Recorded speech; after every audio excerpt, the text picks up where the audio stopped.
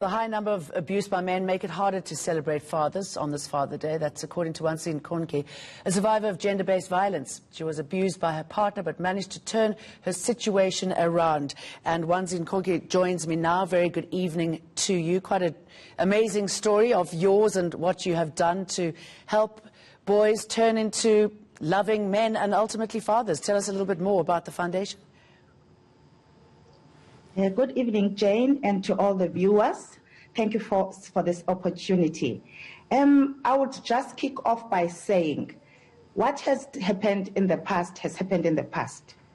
We need to learn from the mistakes of the past and try to rectify and make things better for the new generations, the new boys that are the younger boys that are coming up, so that they can be best fathers, they can be best men, they can be the most men that would be able to display what is needed from a man. Okay, let's hear from some of those men what they had to say. South Africa's much needed and most relevant foundation, which is called Boys for Us Foundation. The purpose of Boys for Us is to groom young boys from the ages of 8 to 21, grooming them for the next.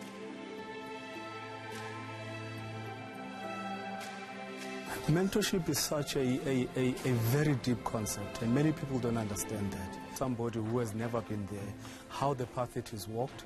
And I think when you have a mentor, it's easier to have... mentorship is such a very deep concept, and many people don't understand that. It basically means somebody that is much older, more experienced, who have seen the path, can actually go back and say, I'm going to show a way to somebody who has never been there, how the path it is walked.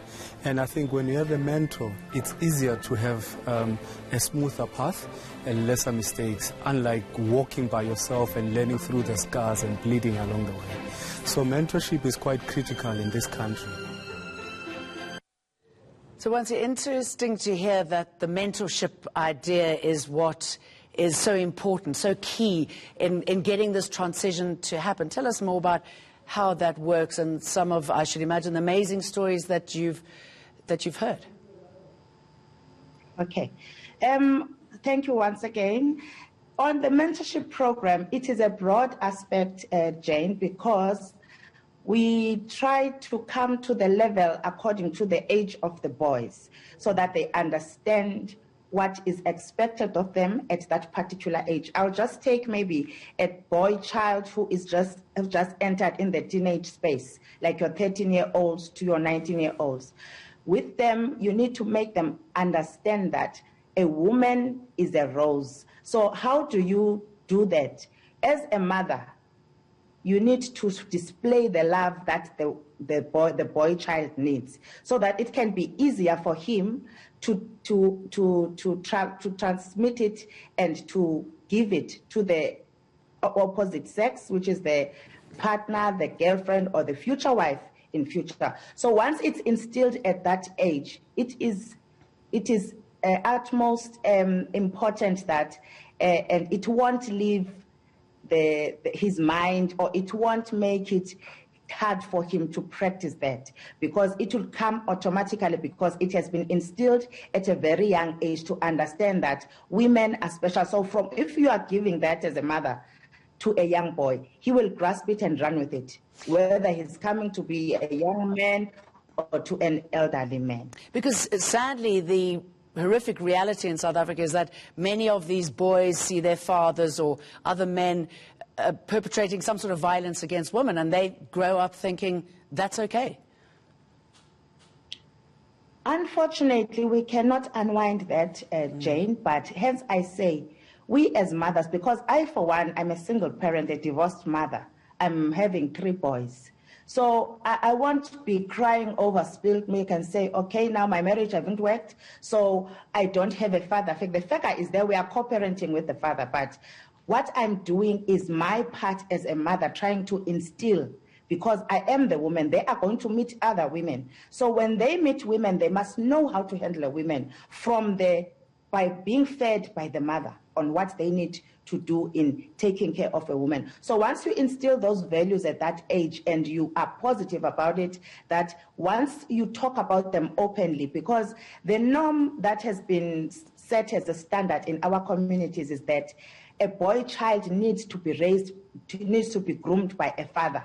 I beg to differ at some point, because what if there is no father figure for the rest of the life of the boy child? So a mother has to chip in and instill those values. And if I can tell you now from the experiences and the practical experiences that we have had at Boys for Us Foundation, is that most of the boy children lack love. And now who instills love at home?